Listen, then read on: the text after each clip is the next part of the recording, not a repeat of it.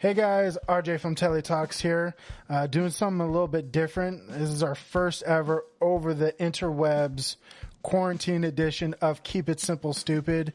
Actually, this is something I've been thinking about far long before this whole pandemic thing started. Just a way to, reach out to other musicians who are not just local. And so this is our test run, and I have with me Mr. Eric Merrow of YouTube fame, who does awesome demos.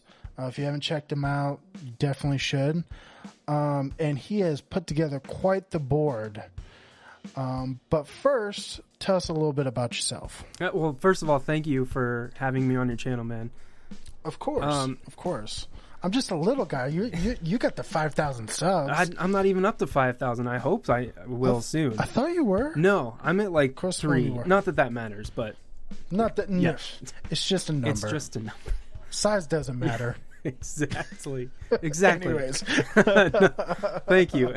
Well, yeah. No worries. Like you said, I make videos on YouTube and Instagram, gear demos and instructional videos aimed to help musicians, help learn about new pieces of gear or like how-to stuff, like how to set up your guitar or, film your own videos. Yeah. I've seen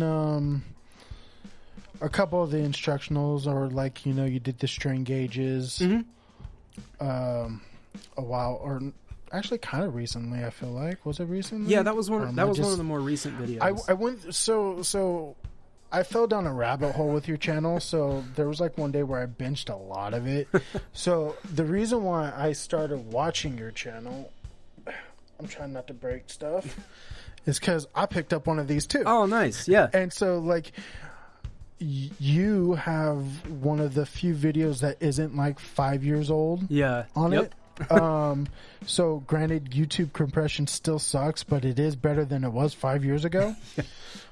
So it has a lot better sound quality. Plus you actually got to do a shootout with the thing that it's not the original thing that it's based off, but close enough. Yeah. The boss one. Yeah. The FZ2 or whatever. Exactly. Yeah. And I don't know if you've watched the JHS video, but that's pretty identical to the boss. Yeah. So yeah, but he has the original one, right? Yeah. Doesn't he have the Super Fuzz? From the Super Fuzz, that's what it is. Yeah. So we're going to talk about your Keep It Simple Stupid board, which is kind of a cheat. It's a little bit of a hack. Hey, I can explain myself. I mean, it's pretty. Yeah, it meets the criteria of only 4 pedals, but man, can these 4 pedals pretty much do anything you could possibly think of. It is probably the most... See, the whole point of Keep It Simple Stupid is to like lessen your options, but like you kept it all open with this selection. So, but before we get into that, tell me about the signal chain. Okay, so I set up the board. I'm just referring to what my signal chain was. So okay. I set up the board in a couple different ways. I picked pedals that could do a bunch of things, like you alluded to.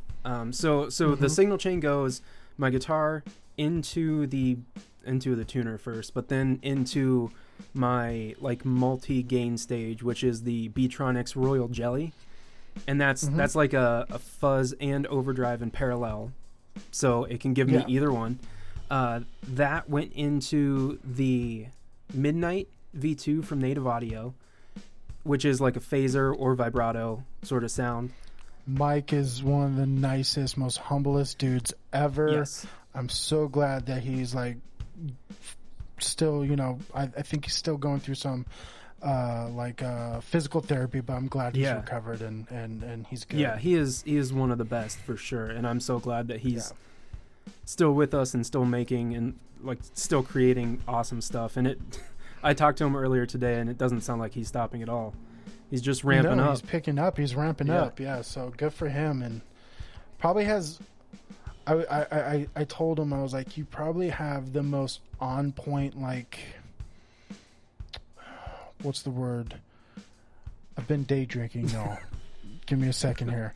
But buffering. His like theme is on point. Yeah. Like his aesthetic is on point through his whole line of pedals, and I really appreciate that. I really, really love that. Yes, like absolutely. Because as a Walrus audio guy, who like loves when they do like the collection of artworks, like the fact that like because it makes you want to collect them all because they look so good together.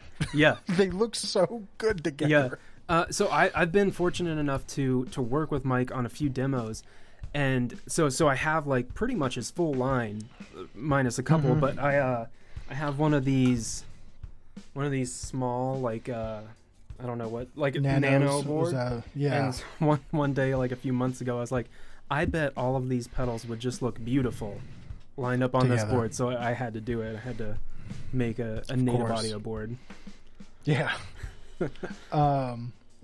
Anyways, tangent there, but tell me what's next in your chain. Okay, yeah. So we got gain, and then we got like swirly phaser stuff, and then for the rest of the board can sort of flip flop. I guess in my preferred style right now, when I'm just playing by myself with no other people, it would be after the midnight would come the Dark World, which is a reverb from Chase Bliss Audio. It's got two sides, and again, it can do a whole bunch of stuff. Is that the one he did with like Keeley? Like one side's like Keeley. Yes, exactly. Keeley worked with. Yeah. I think it's the world side is Keeley designed, and that has and then the like the dark world is his. The dark side is Cooper, I believe. Cooper Effects. Oh, okay. Yeah. Okay. And the world side, that's one thing that I like about that pedal is that the world side is like more standard reverb, so it'd be like spring, hall, and plate. So it gives you just straight ahead, great sounding stuff. And then the dark side is where you get all the weirdness sort of stuff. Like my favorite one I think is Mod, and it's supposed to turn your sound into like a degraded VHS tape sound. Interesting. Yeah. So that's why I picked that one. And then after that reverb goes into the Line 6 DL4, which I use as a looper. So I can play over myself. I noticed that. Yeah, and that has the looper mod, right? Yes, I did the looper mod, which essentially just takes the pedal and puts another, like a foot switch up on top. So you can click it, and then it's in looper mode. And if you don't want it in looper mode, you can click it again. And then it's back into normal mode. Very cool. Yeah, I mean, you got... the DL4 is a modern classic. Like it's still awesome to this day. But just a quick note on the Dark World. Another reason why I love it. If anybody's a Zelda fan, that's what it's referencing. Oh, nice. It's referencing the Dark World. It's referencing is it Twilight Princess?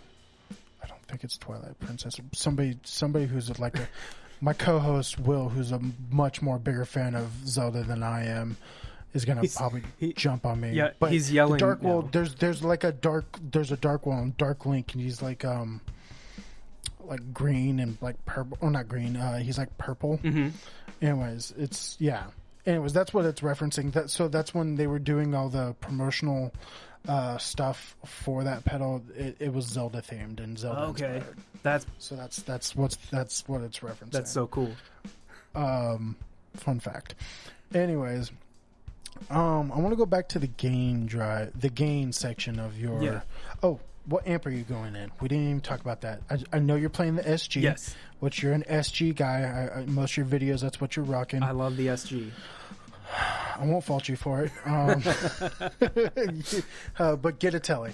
Anyways, some argue that the SG is the telly of Gibson. I don't know how true that is, because like if you ask some people, like, oh yeah, it's like there's a lot of twang that the SG has. Yeah. But then other people say like it's the Firebird. I don't know. I don't know which one's twangier. I've never played a Firebird. I've only played like an Epiphone SG. Yeah. Never played anything really above that. But anyways, what amp are you using? I am using. I don't know if you can see it on video, but it's my Rocket Retro RR100, which is a 100-watt super lead replica. So Oh, yeah, it's a super powerful amp. I like it. Yeah. I like it. I'm a Marshall guy myself. Nice, me too. So I like Marshalls. Yeah. I like a little more vintagey stuff though. Like, okay, so basically my main amp or my only amp is actually a Marshall Class 5. Sorry, I just had to. I forgot to hit my timer. Okay. Don't lose control. We'll just pick back up. Marshall Class 5. Yeah. Anyways, so like one of my favorite amps, or my only amp that I have currently is a Marshall Class 5, which is like a blues breaker little guy, 5 watts, loud as all get out though. Yeah. But it's a limited edition, so it's got the plexi. It looks like a plexi. I'll have to send you a picture after this. But I love it. Anyways, point is Marshall amps. I'm more a fan of like anything British, so like Marshall and Vox are like my go-to things. I don't like the super clean Fender stuff. I like Edge of Breakup, which it sounds like. I mean, if you listen to your clean tone, it's not clean. Yeah. By any means, and I love that. Yeah. And that makes so much sense why I was like, oh, okay. Now that I know that's like a super lead clone, cool. And like the one thing that I like, I really like Marshall stuff too. I've always been a Marshall player. The one thing I like about the Plexi replica in specific is that it can get clean, but it's not like you can do it, but it's not like really what it excels at. So like, yeah, I like the fact that it's really good at like breakup stuff and then can do the clean, rather than it can do all the clean and then maybe sort of a little bit of breakup. Gotcha. Yeah, no, I really like your clean tone. That's basically how I set my amp, and just rely on my dynamics. I have my main guitar is a Fender Cabernita, so it's got Filtertrons. Nice. So they're like lower output, but they're super dynamic. And so, like, you know, if I want to play clean, I don't use a pick. I use my fingers, and I just go for it. You know. Yeah. Just tuck the pick. Yeah. In your finger and go for it. Yeah. And like that's my clean. The one thing that when I used to play shows, I would always have a volume pedal because that's how I got my clean sound too. And I love the action or the feeling like of that moving dynamic sort of sound where like, you know, if you want a cleaner sound, you play quieter, and if you want a dirty sound, you just hammer on the guitar. Exactly. That's very cool. So let's talk about your drive section, the Beatronic stuff. Yes. They make some crazy stuff. I'm not going to lie. Their whole line, other than their most recent release, which is like you did a demo on the Fat Bee. Other than that, like all their other stuff just looks super intimidating to like get into. Yeah. With all the knobs, and I'm just like, oh my Lord. So it's a little intimidating, but I will say they're really cool guys. Like at NAMM, they go around in bee suits handing out like free stickers. I love it. Yeah. So cool. Anyways, tell me more about it. You said it's a Fuzz and Overdrive in parallel. Yes. Are these original circuits or like? I think they are original circuits. I'm not. Okay. To my knowledge, I don't think they're really based on anything. It's a drive pedal, but it is a pretty in-depth drive pedal because, like we've been saying, it's a Fuzz and Overdrive in parallel, and there are two presets. So like you can have a blend of more Overdrive or a blend of more Fuzz, and then you can switch between which preset you want. And then it also has a clean blend. So like if I were playing bass, that would probably be useful for me. And then it's a shared EQ, so everything goes through the same EQ. And then I think you have a gain knob for the Overdrive section, and you have another, I can't remember, I think it's like a buzz mode or something that applies to the Fuzz. So there's a lot going on there, but like once you sort of get the idea of it, it's pretty easy to dial in what you want. Very cool. Also, This is a huge board for Keep It Simple Stupid, just because the size of your pedals that you've chosen. I mean, the Dark World, not really. Yeah. But like the DL4, the B-Tronics, it's like those some huge pedals, dude. It's 4 pedals, but like 10 or 8 foot switches. Yeah, something like that. Yeah, like I said, totally cheating, guys. And if he wasn't such a nice guy, I would have told him to send it back and try again. You're wrong. But you're wrong. Yeah, you're wrong. You can't do this. That's cheating. But you know what? You've officially made me. I'm gonna have to start modifying the rules because you found a way around them. So now I'm like, no, they have to be not only single pedals but have a single function or whatever. You can only have 1 foot switch per pedal. Unless it's a tap tempo. Like I'm gonna have to like really break it down. You have to use that tap though. If you don't use it, it's not on the board. Yeah, exactly. Well, no, because like I've had people ask me in the past, like, "Oh, does a volume pedal count?" I'm like, it depends on how you use it. Because some people use it for really more like an effect. Like I would consider like swelling, that would be an effect versus like setting your gain stage. I think is a little bit different because it's more utility than an effect at that point. Mm-hmm. Yeah, I can see that. Like some of us, I get how some people don't like rolling off the knob. Mm-hmm. Like I get it, or like especially like I don't know how Strat players play the Strat without hitting that volume. Yeah, it's so close. Knob because it's so close. So like I understand because me personally, if I own a Strat, like I have to tape that down. And then just play, and then I would have to use a volume pad because I'll just knock it and it'll just go up and down, up and down. And then I assume you were going through the aux box, by the way? Yes, real quick. The amp is plugged into the aux, which is a reactive load, so it takes my amp and it says, don't blow up, you're cool.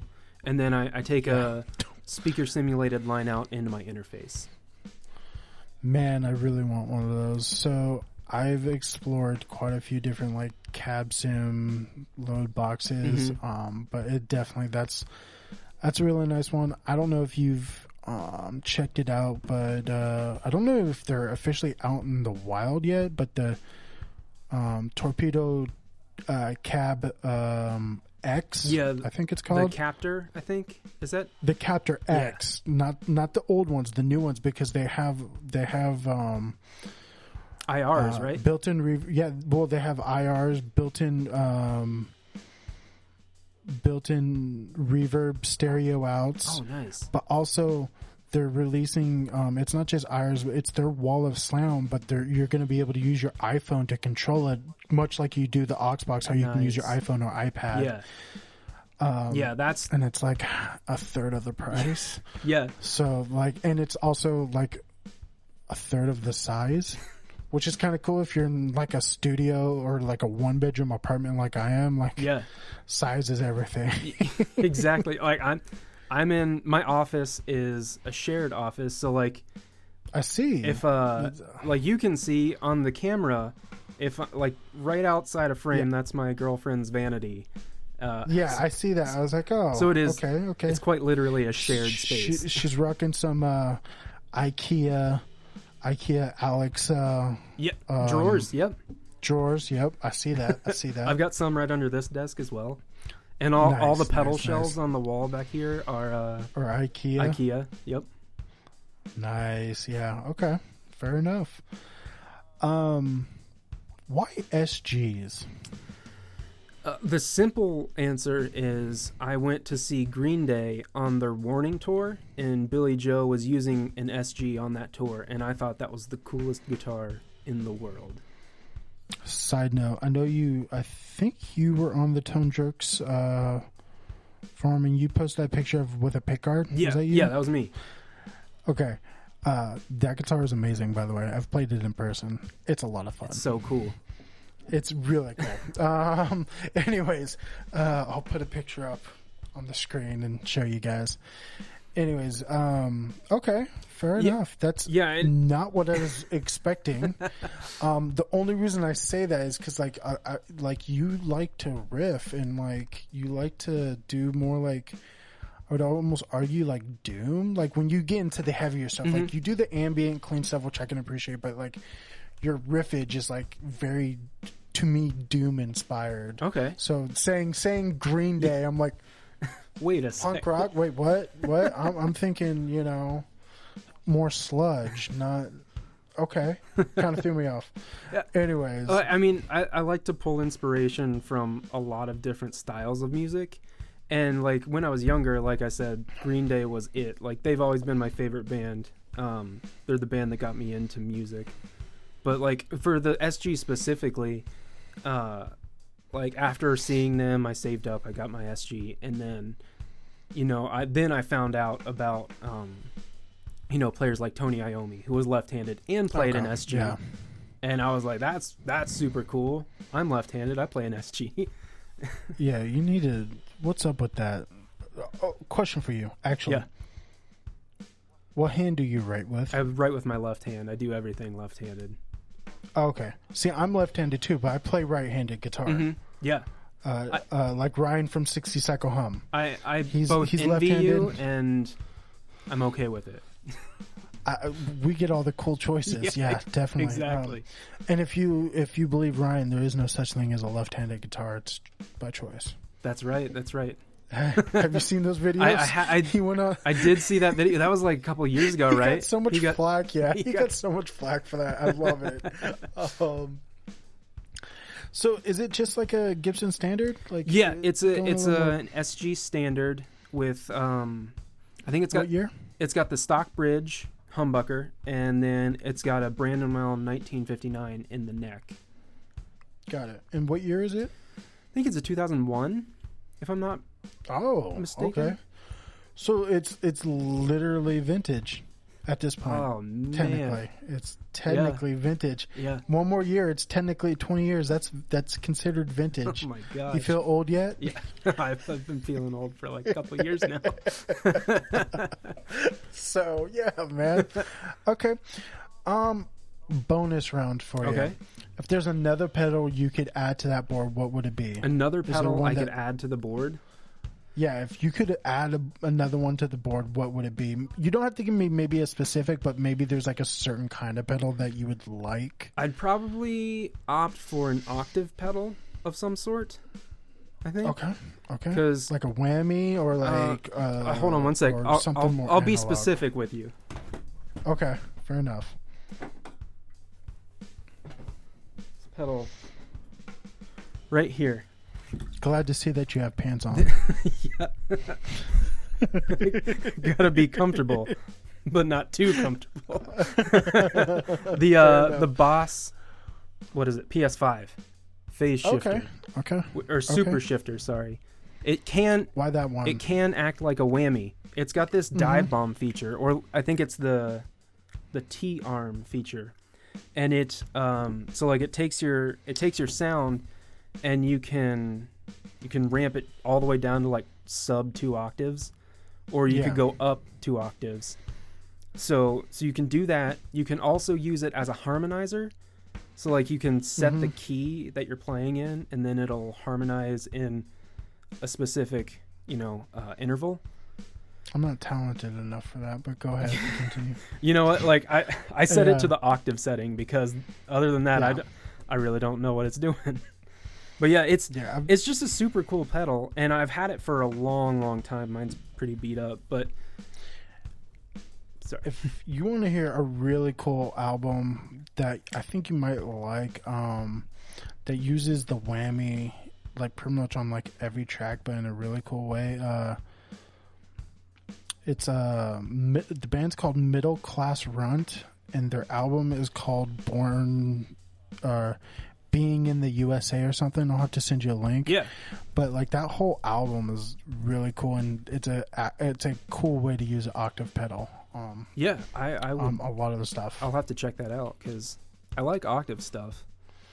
Yeah, me too. I feel like it's a That's a good one to have. I miss having a whammy. They're just so huge. Yeah.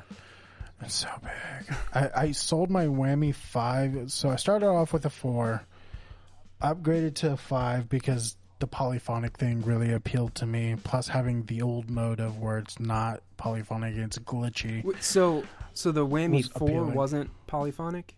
No, the whammy 4 is not polyphonic. Okay. And also what really sucks is it runs on AC. So you have to have like a separate power supply or a power supply that has AC on it. Okay. That's actually why I bought the True Tone CS12. It was like one of the few power supplies that actually had an AC on it. Yeah. But the Whammy 5 went to DC and like you just powered off of a high output, like a 300 milliamp output. Mm-hmm. But it had 2 modes. It had the polyphonic mode and then it had the classic mode. So you could still get those weird artifacts that like, for instance, Tom Morello mm-hmm. or like these guys, Middle Class Front, are a huge fan of. Like you can totally hear on their album that it's not perfect. It does crazy glitchy stuff, and that's what they actually make a use out of that and make it musical, and I can really appreciate that. Anyways, I sold the Whammy 5 with the intentions of getting a Ricochet. Mm-hmm. That's the... And I just never did. That's the Whammy without having the whammy pedal. Yeah. It's got a momentary switch that can act like a whammy. Because most of the time, I didn't use actual whammy. Like, I just would turn it on for like an octave up. Okay. Or octave lower. But the fact that you could like momentary hold it and just... And then you could set the speed of how fast you want it to do. Yeah, nice. And it's the size of a single pedal, which I can appreciate. Yeah. Yeah. That sounds like a super cool pedal. That's another thing about this one. The T-arm function is momentary, like you were just talking about. And you can set the speed of the ramp up or down. Is that stereo out? I'm not too familiar with Boss. It is stereo out. And then it's got an expression pedal in. Yeah. So that's you can hook it up to an extra pedal and do the more traditional whammy thing. Very cool. All right. Well, I think that about does it. I hope you guys enjoyed this quarantine version, this long distance version of Keep It Simple Stupid. Hopefully it turns out well. This is kind of new to me. We're giving it a shot.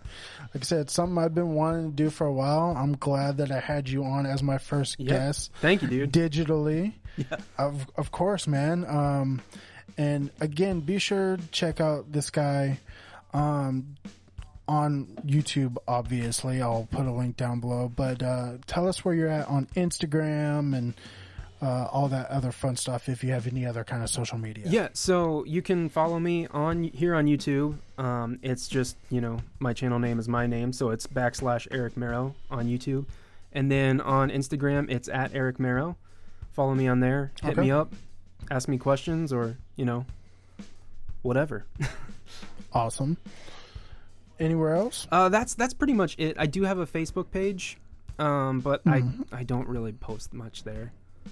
I feel you. I just post when I click, on Instagram, share to Facebook. Exactly. Yeah. Exactly. But he is active on several groups on Facebook, such as the Tone Jerks podcast, such as I believe I've seen you in 60 Cycle. Yes. I could be wrong. Yeah. I follow, Tone Jerks, 60 Cycle, Tone Mob, and Guitar Knobs. There a bunch of different stuff. Which are all cool places to be, so check those places out as well. Definitely. And thank you guys so much for watching. Again, I hope you enjoyed. Tell me what you think about the format. Is this something that you could get used to? Because I definitely would like to do a lot more. And thank you again, Eric. And have a good one, guys. Thank you so much for watching this episode of Keep It Simple Stupid. If you like this episode, be sure to click the link down below. It will take you to all of our other episodes. Also, if you like this, be sure to subscribe and click the little bell so you get updates on when we upload. Lastly, be sure to leave a comment down below with your suggestion for our next simple board. Till then, see you guys.